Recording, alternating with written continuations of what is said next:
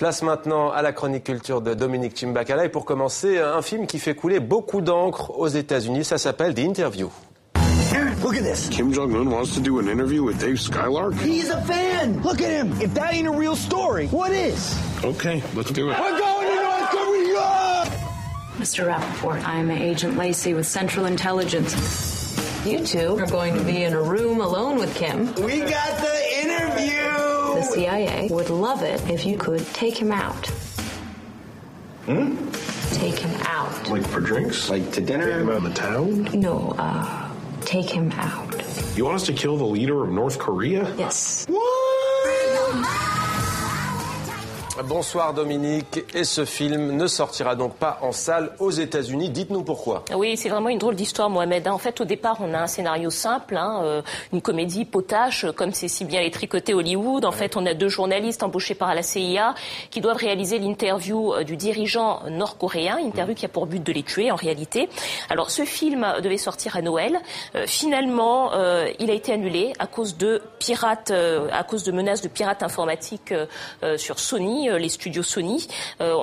Les pirates ont menacé également de commettre des attentats dans toutes les salles de cinéma qui passeront ce film et puis également de révéler des données secrètes. En tout cas, le film ne sortira plus. Ça veut dire que Sony va perdre normalement dans l'affaire près de 79 millions de dollars. C'est le chiffre avancé par le New York Times. Bon, les autorités ne semblent pas inquiètes. Le président Obama a même conseillé aux Américains de se rendre au cinéma, mais pas sûr qu'il ait réussi à les convaincre. On va écouter quelques réactions. Non, je n'irai pas voir le film, parce qu'on ne sait jamais. C'est peut-être un canular, mais ça peut être vrai. Je ne vais pas prendre le risque.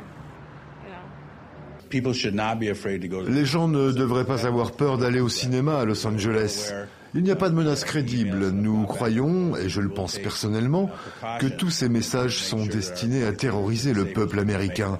Et si nous réagissons à cela, eh bien, pour utiliser une expression rebattue, les terroristes gagneront.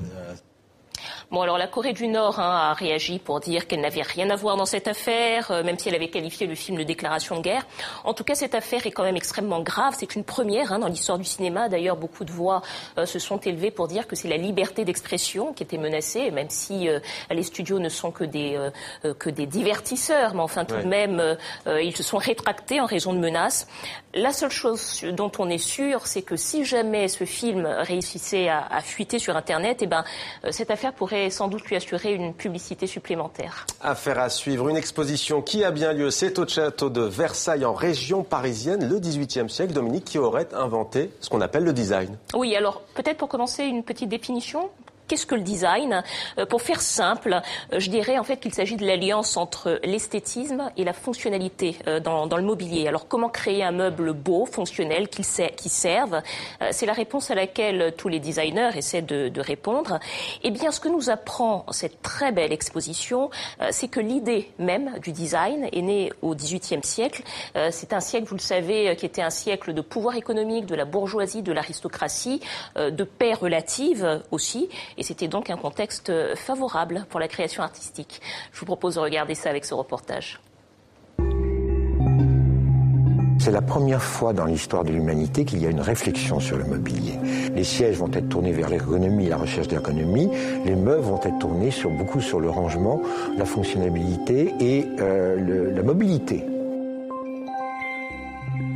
Dans les meubles, ce qu'on a eu, on a eu une recherche extraordinaire à travers les mécanismes sur des meubles qui étaient fermés, parce que ce qu'on aimait, c'est que les meubles soient secrets, donc on ne voit pas dedans. Donc une seule serrure pour plusieurs tiroirs, plusieurs mécanismes. Et à partir de ces mécanismes, on peut ouvrir, fermer, développer tout un ensemble de rangements que l'on ne voit pas sur la présentation du meuble au départ. Au XVIIIe, la courbe va aboutir vraiment à une construction. Et c'est très intéressant de voir le siège Louis XIV tel qu'il était à la fin du XVIIe, et sur 3 autres sièges, l'évolution et la recherche de cette courbe. Ici, on est en ligne droite, la courbe apparaît ici, elle va s'accentuer, mais également se maîtriser, c'est-à-dire qu'on va vraiment toucher la qualité de la courbe. Et jusqu'au dernier, et là ça va être très intéressant, où on va même propulser la coudoir en arrière, ce qui va permettre de se glisser sur le côté pour s'asseoir dans le siège. Ça, c'est également une recherche d'ergonomie.